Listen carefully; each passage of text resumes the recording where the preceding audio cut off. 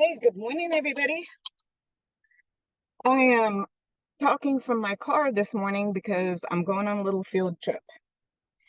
And what I plan to do is put out some bandit signs. I got a pack. I know it blurs because of my background, which is unfortunate, but there are four nice, big, sturdy, corrugated plastic signs in here. And the metal stakes that go with them to stake them up at corners of busy intersections. And I can drop the link for that. I'll do it below this video. Four signs, it was $14, and that was from Amazon. And so that was my choice. You can get them from anywhere like Vistaprint and other online printers, but this seemed to be a very good price. So I'm going to a town locally that I've been researching. And one of the things that I want to share with you is how important it is to research the location that you're thinking of investing in. I would say that picking an area is one of my talents. Uh, we want to make sure that the area is appreciating. So I'm sure a lot of you have heard cash flow is king. So let's say not just in wholesaling, but especially in buy and holds, um, they say cash flow is king because they just think, okay, if I'm getting rent and I'm making $100, $200 a month off of my rent, then they're happy. Well, that is good. Cash flow is a beautiful thing. But the problem is, if you ever do decide to sell, have you chosen an area, or is that property located in a place that has actually appreciated and gained value so that you can sell it and realize your profit off of having that property? So the way to research, there are many things you can do. One of them is simply to go to the town or the city that you're looking at and figure out where's their Chamber of Commerce or planning department, and look and see if they have a 5-year or a 10-year comprehensive plan, or it's sometimes called a master plan. And that plan will tell where the government of that city or town is headed, where their mindset is about the town. You want to see things like building bike paths, walking paths, pedestrian friendly improvements to the town, that they're spending their tax dollars on that. Another good thing is if they're revitalizing their downtown area, trying to attract businesses, maybe get more restaurants there and so forth. Another thing is if they're building like a park downtown, or if they're building a park, that'll attract families with children and so on. I know in a town not far from here, they built a splash pad, which is super popular because we're in the South and it's warm like 6 or 7 months out of the year. Here it is the end of September and it's very hot, very sunny today.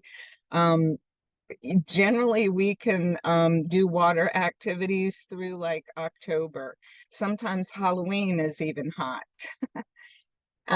So you want to check with the master plan or your comprehensive plan for that particular town and look and see what they're trying to do to attract businesses, retail, as well as do improvements and invest money in things that are going to make that town appreciate and make it attract buyers and families.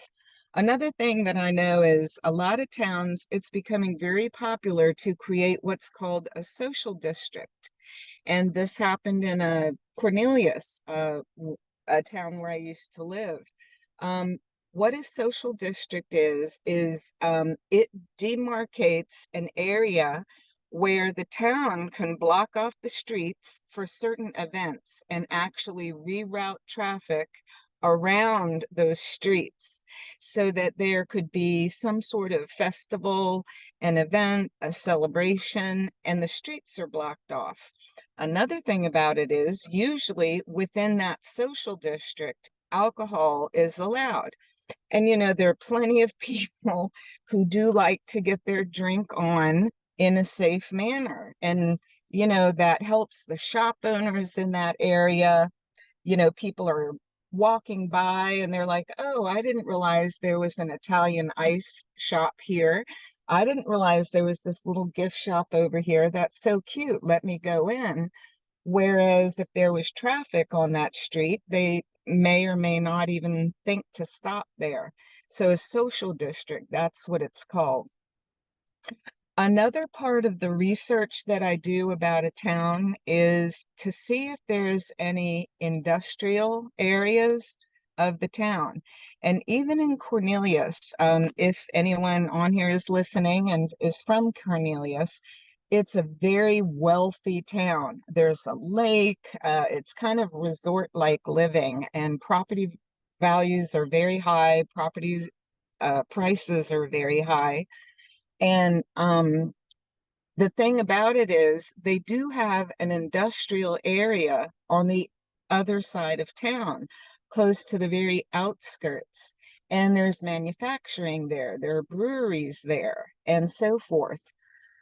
The thing about manufacturing is that is a business that's known as an economic multiplier.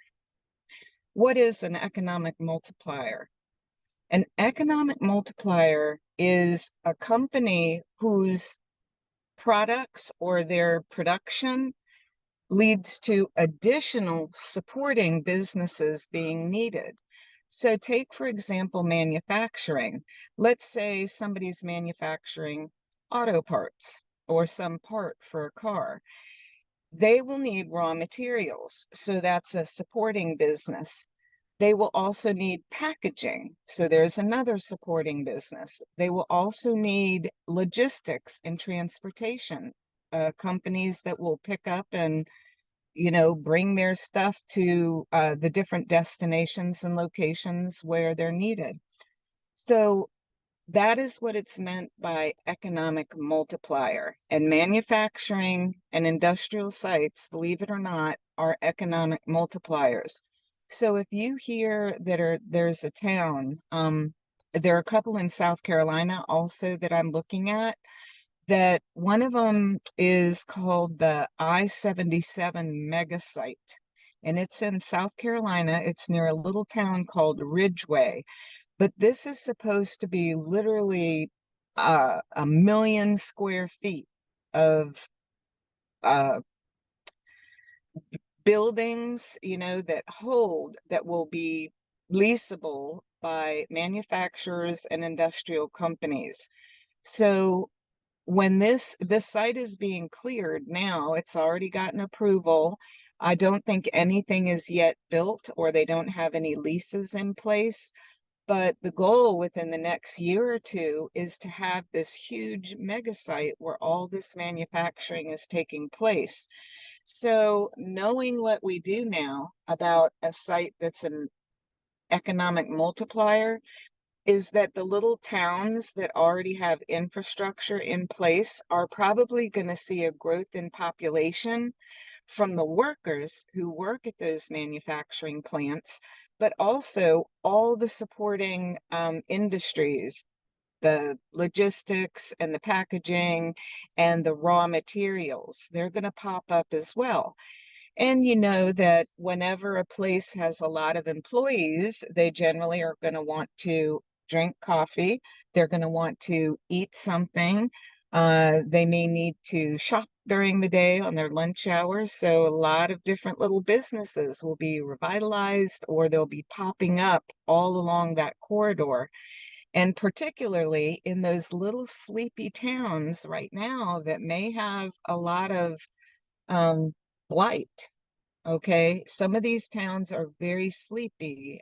They're maybe their textile industry moved out, or whatever was the former thing that kept these towns going is no longer present. But this mega site will highly, highly change the whole nature of the town. So I think it's important to look at, okay, I might be getting in a little early. It hasn't started yet. But the thing to know is once it does start to be built, then everybody's going to know about it. Prices are going to be higher, and the deals might not be as easy to come by. You know, investors start buying up properties. So look at places in your research that have manufacturing. You also want to look at appreciation. I talked about that at the beginning, and appreciation basically means that property values are going up. The way to find that, there are a couple of websites that I use. One that you can find just about everything on is free to use, and it's called bestplaces.net. Okay, bestplaces.net. And in there, you're going to find a wealth of information on cities and towns. You're going to find the population, whether the population has increased or decreased. It'll even show it since, I think, before 2010. But we're more concerned with anything 2010 to now, 2020 to now, and in the past year. And bestplaces.net, excuse me, say it, don't spray it. Bestplaces.net does have that information about the population, the age, the demographics, and so forth. It's important to see that, you know, there's population growth, but I've noticed that a lot of, just about all of the cities and towns that I've researched have had a little population decrease since 2020, but they have had a overall population increase since 2010.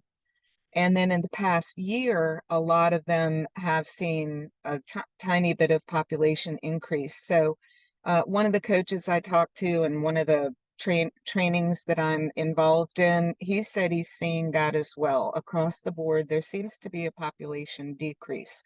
People are on the move, more people are working remotely. So that doesn't necessarily, you know, that's just maybe a certain segment of the population that's on the move. Another thing about appreciation is on bestplaces.net, you can actually look at the appreciation. And again, you can look at that for the past year, 5 years, and 10 years. You want to look for places that are appreciating more than 5%. These yard signs that I'm about to put out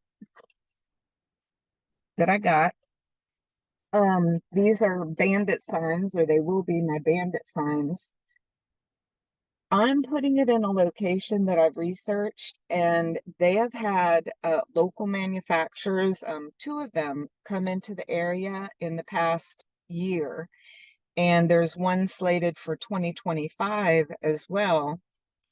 And they did the social district, like I was telling you. So not just Cornelius did the social district, this is Concord, North Carolina. And it also did a social district recently. And they've created a lot of parks, and they're doing greenways and such. Their appreciation is at 25%. That's very, very good. So I'm going to see what's up, and I'm going to put these bandit signs out. And the bandit signs, they're very simple. What you're going to write on there is "We buy houses, cash, as is, and your phone number." That's it. Write it on both sides of the sign. You want to make sure that people can see it coming and going, or either way where their car happens to be.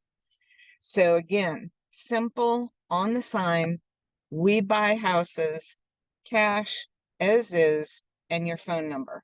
You want to handwrite those. And you might say, well, Julie, that looks so unprofessional just to have it in my own handwriting. Well, guess what? The people who are going to be calling, that's what they want. They're going to feel more comfortable feeling like they're speaking to just an individual, not a company. Because more than likely, the people who respond to these signs are people who have some sort of situation. Did you know that houses, excuse me, houses that are in a certain level of disrepair will not qualify for lending? So if they listed it with a realtor, that realtor could market it, but then the buyer may not be able to get an FHA loan. They may not be able to get a conventional or some sort of government loan on that property because of the condition of the roof or because of broken windows and so on. So the people who are calling you probably know that their property is not able to either be lived in, is not move-in ready, or it's not going to be able to get financing, and they're not able to afford the repairs at this time. That's where investors come in. Investors who want to buy and hold or fix and flip, what they're looking for is those kind of properties. They're looking for properties that um, are distressed. They need repairs, they need renovations, they need updates to the major systems. You know, maybe the HVAC is very, very old, electric is very, very old. Plumbing, you know, maybe it still has copper pipes and they're not doing so well. So that's what investors are looking for. So when we put out these bandit signs, that's the people that we want to call us, is people who they either have their own situation, maybe they're behind on taxes, maybe they're behind on their mortgage, sadly and unfortunately, but it could also be that the property itself is distressed and you know, won't needs a lot of repairs, needs renovations, and potentially won't qualify for financing. That blocks out a lot of buyers from being able to take that property off their hands. And the thing about wholesaling is, you know, you're going to buy it off market, below market value, and they're going to, the seller or the owner of that property is going to be able to get out of their stressful situation, whatever it is, and they're going to be able to pay off their mortgage and get out of there with a little bit of cash to move on to their next destination. You know, it's unfortunate that in these days and times, people are falling behind on their mortgage. They're falling behind on their taxes, even HOAs, you know. Some people can't pay their HOA fees, and HOAs are powerful. They're corporations, and they can actually evict people, you know, if they get to a certain point and haven't paid their homeowners association dues. So it's unfortunate that a lot of people are experiencing these tough times, you know, this inflation, the recession, everything's more expensive, car insurance, home insurance. Anyway, but what I want you to know as a wholesaler or an investor is we didn't cause the problem. And as being ethical investors, as I recommend, we want to give them a fair price, but also a price that allows them to get out of their situation, but allows the investors some room to make some money on the deal. Because they're going to have costs, they're going to have holding costs, which involve paying the mortgage or paying their loan on the house. They're going to have electric, water, sewer, trash removal, potentially landscaping. They're going to have property,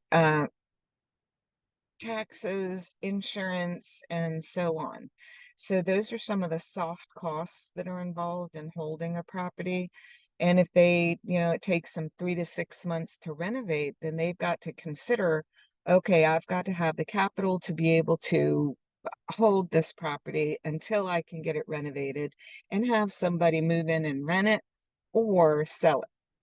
So usually the formula that people use to wholesale a property or investors use to do a fix and flip or a buy and hold is what's called the ARV minus 70% minus, excuse me, I said that wrong. I was thinking ahead. I kind of mashed it up in my mind. 70% of ARV minus repairs is a maximum allowable offer.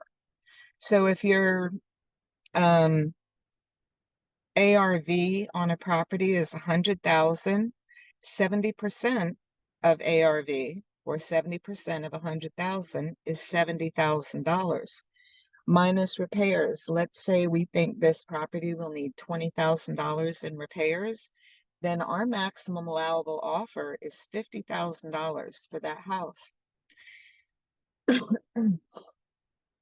If you're a wholesaler, then you'll also want to subtract out your wholesaling fee, which at $5,000 or $10,000, whatever you have decided on is what you need based on that property. There are other investors who will do, excuse me, I'm gonna have my coffee since it is coffee chat. One moment.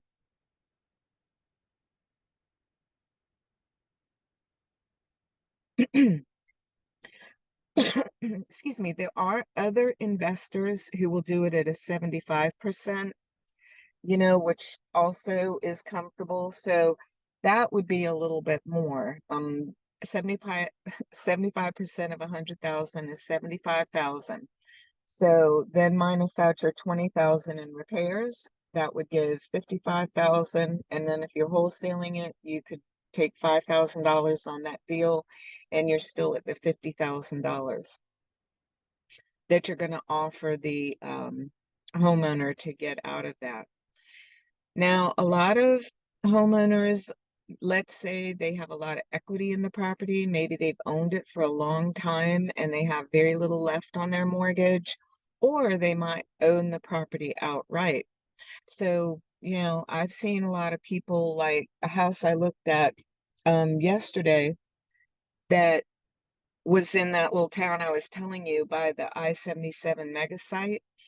They had bought it for $19,000, like back in 1980 or something. So, even giving them $50,000, they're getting back what they paid for the property and some money in their pocket.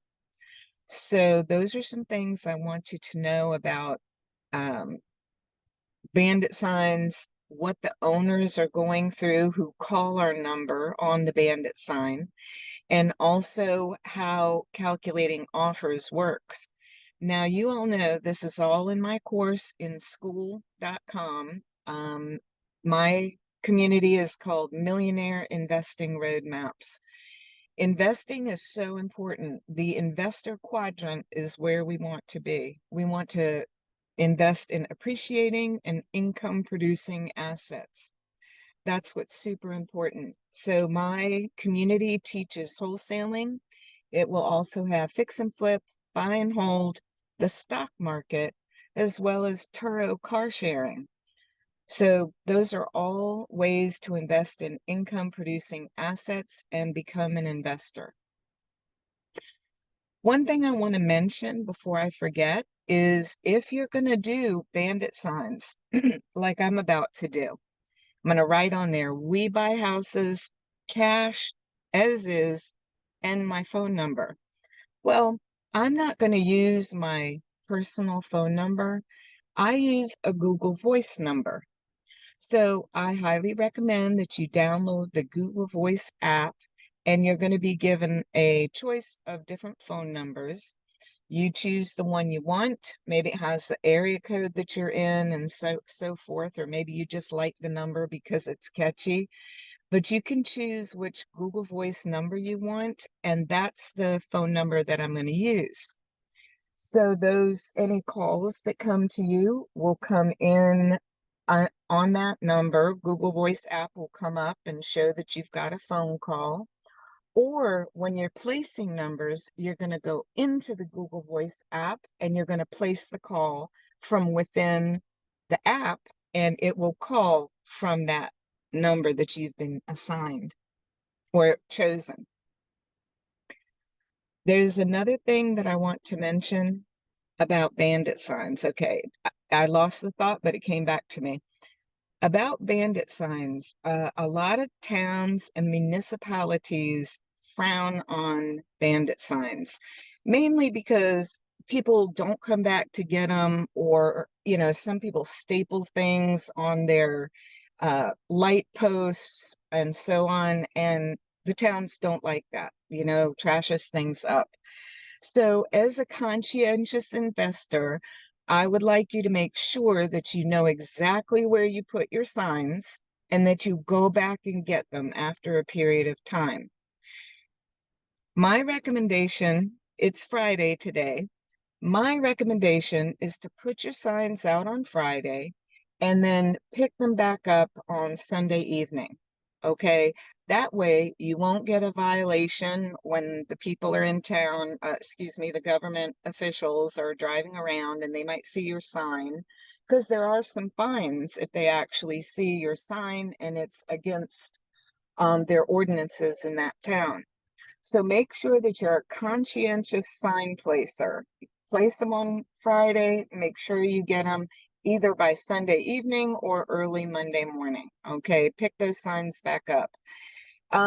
Generally, too, on the weekends is when most people are out running their errands, church, going to restaurants, dates, whatever it is. Most people are driving around town on the weekends. There's going to be much more traffic and they're going to be at a more leisurely pace. So they're more likely to look at your sign anyway. Okay, while they're stopped at that stoplight. So that is our coffee chat. I'm going to do this regularly. This is the first of many to come, so I can just share with you what it is that I'm doing, my reasoning behind it, and how to do it, best practices. And then I also want to get to know you all. What are you doing? Where are you at in your journey? Are you literally just beginning? You don't know anything about investing? My take is always to start with wholesaling when you're doing real estate investing. I say that because it takes little to no money to do. Like I said, these little yard signs, the bandit signs, cost $14.38 for 4 of them. And I'm going to put them out 2 signs at 2 different busy intersections in this little town. So that's an investment I'm making. It costs little to no money to wholesale. It has a lot of steps and it does take knowledge. But in my course, the Millionaire Wholesaling Roadmap, it will teach you step by step how to do it, and it's free. Okay, I am giving this away for free because I want to see more people able to build up capital. You can do wholesaling even if you have a full-time job. You do not need a real estate license to do it. You don't need any kind of certificate to do it. There's just the knowledge, the system, and the steps. And I'm giving it away for free because I'd like to see more people in it. We're having a housing crisis. There's not enough places for people to live right now. But as you drive along, I'm sure, like me, you see a lot of properties that are abandoned or they look vacant. They're unkempt. They have overgrown shrubbery, tall grass, newspapers piling up. Maybe the trash cans are fallen down, blown over by the wind. They may have cars in the driveway, just a lot of debris and junk, broken windows. Maybe plants are growing out of the gutters. The roof is in bad shape. Paint is peeling. You know that there's not proper maintenance happening on these properties, right? So, like me, you're driving around, you see these properties, and you think, wow, it's just being forgotten. How do properties get forgotten? How do they become vacant? How do they become dilapidated? And you wonder, God, some of them are beautiful. You could tell that in their day they were gorgeous, or they were awesome houses. Probably families lived there in the 50s or 60s, 70s, 80s. And you wonder, how did they get this way? Well, that we can find out We can find out what's going on with them. More than likely, they're in probate. More than likely, someone died without a will and they're just sitting there. Nobody's come to claim them. Maybe somebody's paying property taxes on them, but they live in another state across the country. So lots of different reasons how this happens. But I often think, wouldn't it be great if that could be renovated and put back in rotation? So that's what we're really doing. Even if you start out wholesaling and you're not specifically an investor doing buy and holds or fix and flips, you're helping investors to acquire those properties. Investors who are doing fix and flips and buy and holds may not have time to do the research on the property, to actually get it under contract, to contact the owners. So that's the work you're doing. And that's why you're getting a wholesaling fee for doing it. But what you're doing is you're contributing to putting these properties back in rotation so that investors can renovate them, repair them, rehab them, bring them back to code and put them back in rotation so that people can live there for a reasonable price. Okay. And that also gives real estate agents, like, we want to partner with real estate agents, and I'll tell you why. Because they can list these houses, once they get renovated. We're literally putting properties back in circulation, and we can do 1, 2, 3 deals a year. So it's not like you're a one and done client for a real estate agent. You're going to do multiple deals a year. Who wouldn't want to work with people who are doing multiple deals in a year rather than just buying their family home for the next 7 to 10 to 20 or 30 years? Okay, we're going to be doing multiple deals for them. So also on that note, a real estate agent can also help you find some of these distressed properties. They have access to the MLS. They can find properties that expired. Maybe I'm gonna have some coffee. Hold on one sec.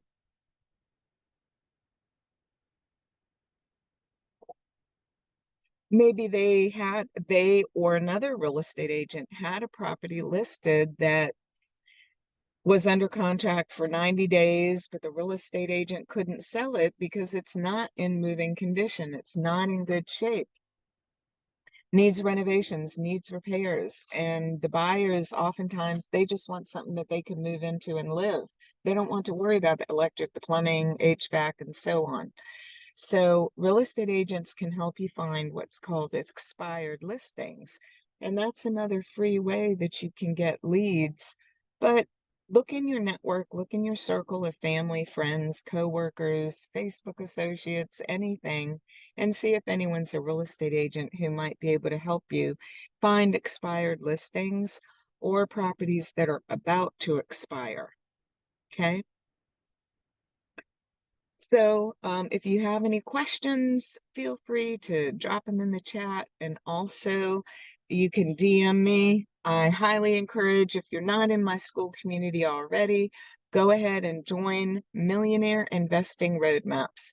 And I'll put a link to that so you can get in there. Like I said, it's free. I start with the Millionaire Investing Roadmap, and that's to get your mindset, to get ready to be a millionaire. Okay, so that's the first course that I offer for free. Very beneficial. The second one is the Wholesaling Roadmap, and I offer it for free. I give you the contracts that you need. I give you all the resources. I give you worksheets so you can really get started wholesaling properties. I'm also doing a 90-day challenge, a 90-day event coming up where I'm going to have daily activities that we can do to find a deal, a wholesaling deal. Now, the reason I give these away for free, like I said, is I want to add value. I want you all to have this knowledge. I want you to get going. And I'm also trying to build a community. I want a team too of people who are action takers, doing this work, involved in it, profiting. How great would it be? You work in your 9 to 5, you're still able to cover your bills. And on the evenings and weekends, you're committed to doing your wholesaling. And next month, you get a wholesale that brings you $10,000. How would you like that? How would that help your family? How would that help your budget? I mean, it's great. I also want to say a lot of people, when I even said that, you might say, "Oh, Julie, I just don't have the time and I don't have the money to do even to buy bandit signs. I just don't have the money in my budget." Well, the Millionaire Investing Roadmap helps you go through that. I have two activities. One is to find more time in your schedule. A lot of times, you guys, we get on autopilot and we're just going about our week, we're going about our days, we have a routine, and some of our routines are actually costing us. You know, you may have a routine where Friday night comes and you've had such a rough week, you're just going to veg out all night and watch TV. Okay, that's great. But why don't you consider maybe Saturday and Sunday, at least for 3 or 4 hours, a work day?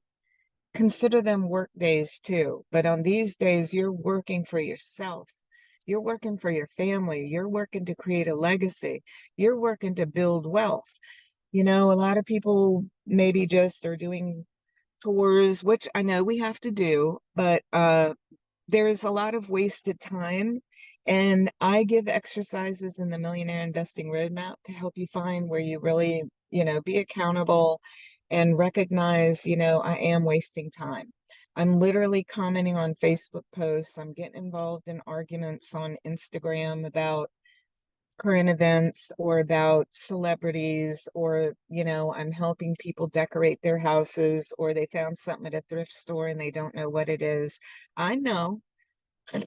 We all do it. I'm not saying I don't get involved in those things too, but I take you through exercises that lead you through acknowledging, okay, I am spending time that could better be spent micro learning. I could really spend an hour or two learning new stuff, skills that'll bring me money. So that's one of the exercises, and that'll smash the excuse of I don't have time. Okay.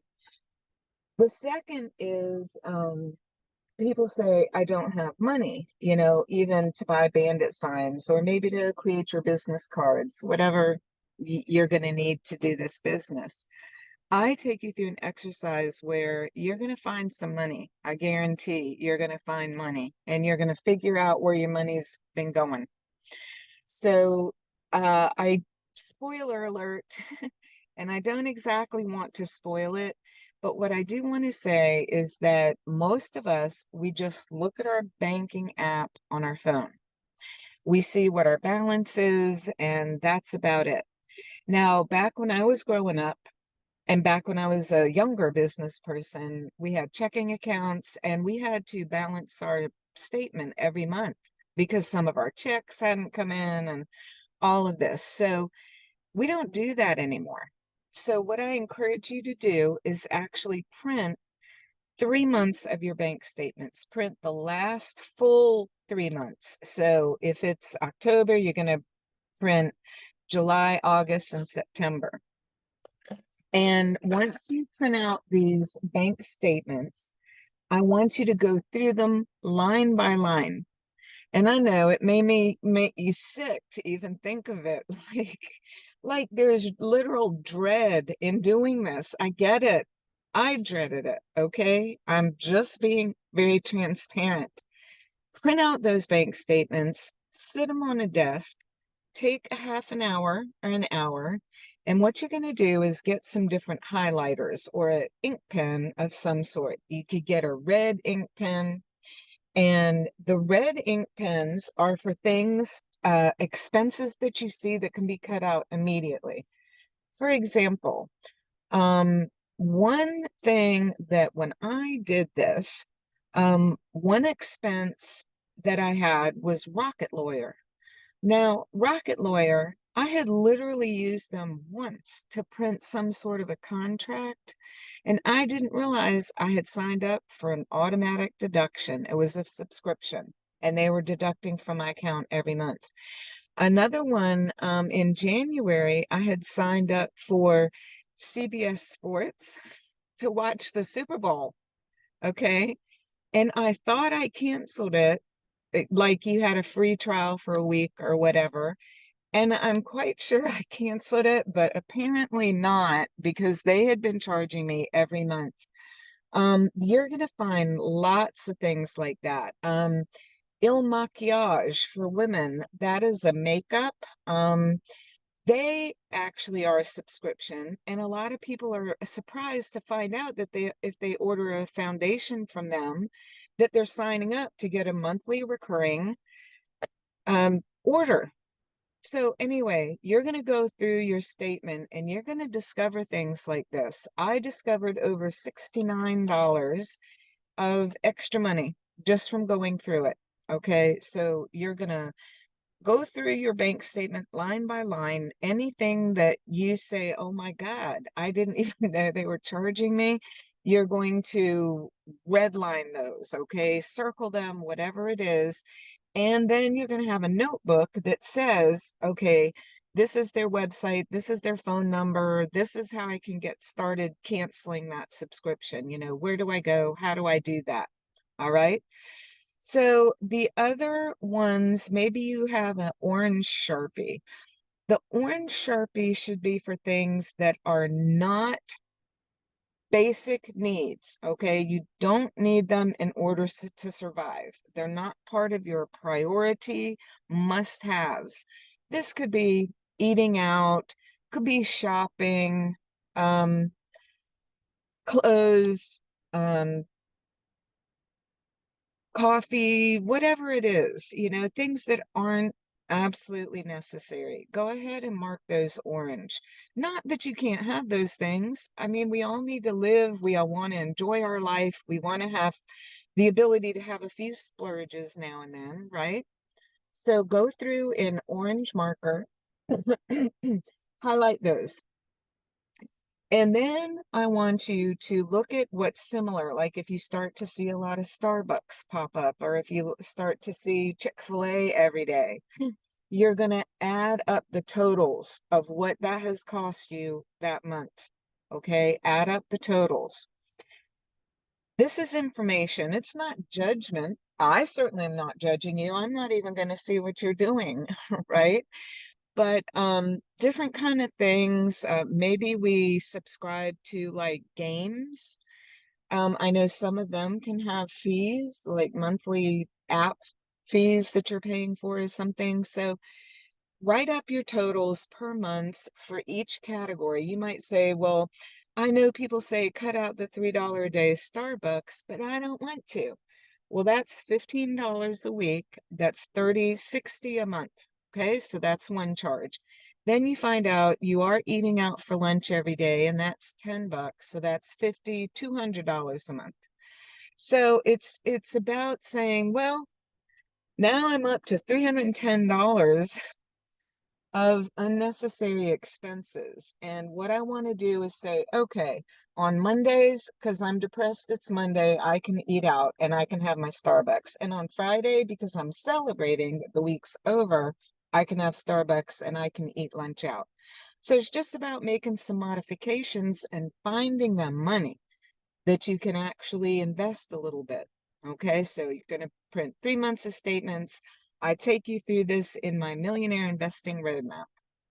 So I'm about to hit the road and write out my bandit signs, we buy houses cash as is, and my Google Voice phone number.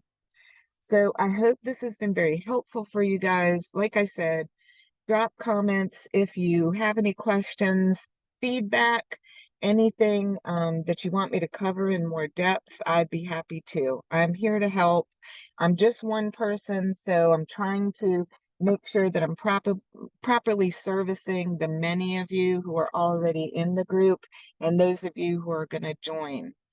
I hope you have a really wonderful day. Start to change your mindset and think about, okay, where am I possibly wasting time that I could invest in learning something new and taking action steps on this new thing and practicing?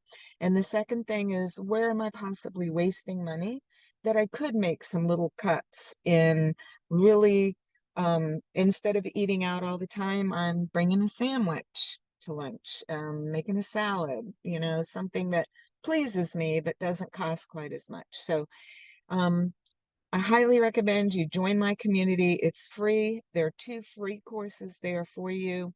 I go through the modules, okay? Set aside some time, make some goals too. Make some goals. Say, I'm going to go through Julie's courses within, you could probably do it in 1 week. They're not too long, but I say, just make your goals. Okay, during the month of October, or during the month of November, I'm going to commit to doing this, and I'm going to start practicing. I'm going to be bold. I'm going to be out of my comfort zone.